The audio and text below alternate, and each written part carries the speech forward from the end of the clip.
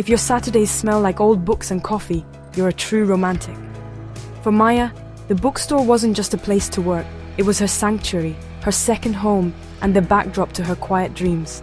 There's something magical about the way sunlight filters through dusty windows, catching on the spines of well-loved novels and the steam rising from a fresh cup of coffee. For some, a bookstore is just a place to buy stories. But for Maya, it was a place where her heart could wander and maybe, just maybe, find someone to share those stories with. If your heart skips at a quiet smile, this one's for you. There's a certain kind of romance that doesn't need grand gestures or dramatic declarations. Sometimes it's just a glance across a crowded room, a shy smile exchanged between two people who share the same love for stories and silence. In the hush of a bookstore, even the smallest moments can feel like the start of something extraordinary, especially for Maya, who noticed every detail from behind the counter. Welcome to the second shelf on the left.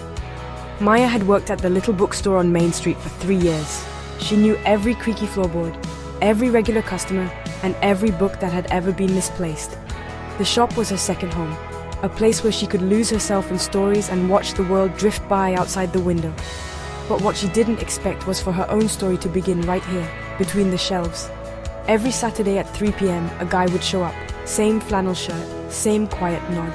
He was as much a fixture as the old grandfather clock by the door. He never lingered long, but his presence was comforting, like the familiar chime of the bell when the door opened. Maya found herself looking forward to that moment each week, wondering what brought him back again and again. He always browsed the poetry aisle, second shelf on the left, bought a single book, and left. It was a ritual, almost like a secret dance only he knew the steps to.